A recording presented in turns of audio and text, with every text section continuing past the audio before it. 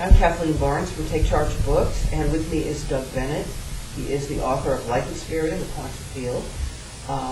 This is the third part of our video series, and an audio series as well, and we're talking about the quantum field and how it affects us as humans. And something that came up in the last one we just barely touched on, and I'd really like to go more into this, is talking about healing and how accessing the quantum field can give us the ability to heal other people remotely, sometimes people we don't even know. Healing is a form of influence. That is, you're sitting here and you're directing your intent to someone perhaps nearby, perhaps someone far away, and you're hoping to change the outcome of their disease. So it is a form of influence. We can exert influence through the quantum field. The engine of that influence is our feelings. But the only thing we can influence through the quantum field is other quantum level events. Fortunately, human health is a quantum level event. Can you explain what that means?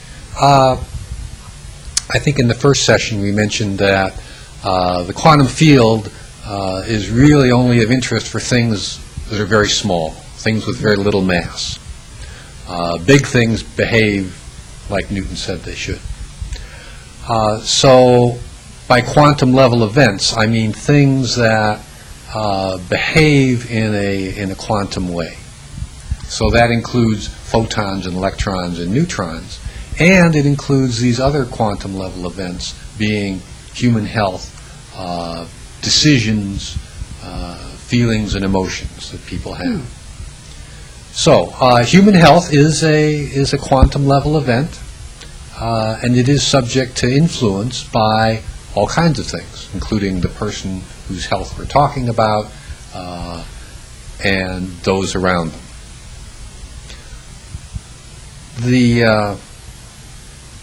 The catch with quantum level events and quantum level influence is that it is not deterministic.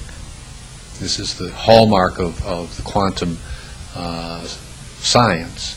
It is not deterministic. It is probabilistic. So what that means is we cannot determine the outcome of a quantum level event. All we can do, both in photons and electrons and in things like human health, is move the probability curve. So if you are a powerful healer and you have a good record of improving people's health, the best you can do is move the probability field toward getting better. What that means is that not everybody's going to get better that you work on. Maybe more people get better when you work on them than when a lesser healer works on them. But it still means that for any given person, you can't tell at the beginning what's going to happen. They may get better. They may not get better. They may die. You can't tell from the outside. All you can do is see what your track record is. Is this sort of like the grading curve, the bell curve that we used to see? This is the famous bell curve. The bell curve is a probability curve. It's exactly the same thing. And so what we're talking about when you're healing someone is you're pushing the curve toward the A side. There'll be more people with A's when you move the curve, but there will still be people with D's and E's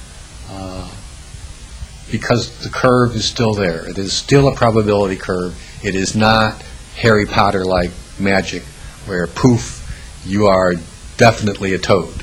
It's not the way it works. Is there something we can do to improve the probability code as healers or psychics or remote viewers or whatever?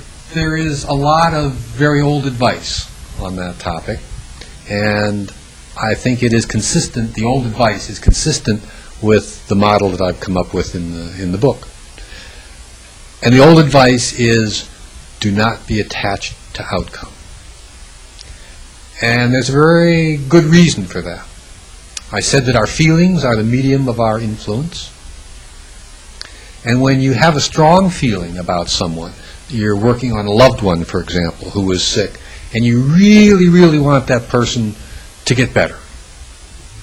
When you really, really want that, the feeling quickly becomes one of being afraid that it won't happen, afraid that the person will die. And then the feeling that you're really broadcasting is not one of healing, but is one of the person will die. And this is why the old advice from the Taoists and from all the energy healers is don't be attached to outcome. You can have strong feelings about the desired outcome, and the more sincere those feelings are, the better the influence will be, but you also want to be sure that you are not crossing that very fine line into being afraid that it won't come out. Or that you're broadcasting something negative. And once you have that feeling, that is exactly what you're broadcasting. That's really an interesting thought, because I've always believed that the brain doesn't hear negatives. So people, for example, who are really afraid they're going to get cancer, they will say, I don't want to get cancer, I don't want to get cancer. And what the brain, the quantum field, whatever the universe you want to typify it as, will say, I want to get cancer. That's the feeling, and that's what you broadcast, and that is your contribution to the course of events. I'm canceling that. That was my personal statement. I don't want to get cancer, and I won't get cancer. Right. But if your underlying feeling is fear that you will get cancer, then what you're broadcasting is, I will get cancer. And that sort of tips us over into conventional medicine, which today likes to push all those fear buttons, doesn't it? Yes. Always looking for what's wrong.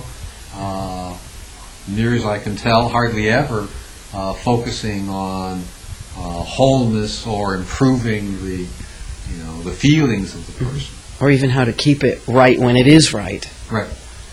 That's if really it's right, there's no issue for conventional medicine. Exactly. We don't have to talk to them, and they don't make any money if everything is right.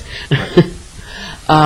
Anything else you'd like to say about healing? I mean, I think this is a really fascinating topic. Healing is real.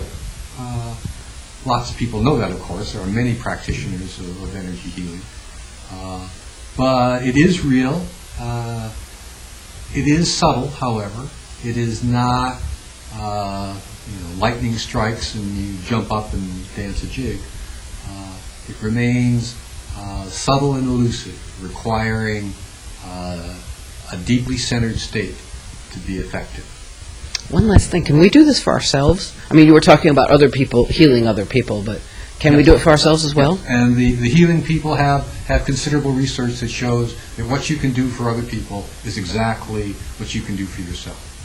There is really no difference between working on yourself and working on someone else.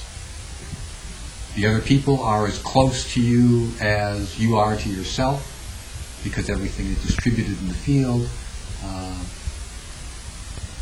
And in fact, there's evidence that a good way to heal other people is, in fact, just to heal yourself. Isn't there a book called Heal Thyself or something like that? Yep. Yes.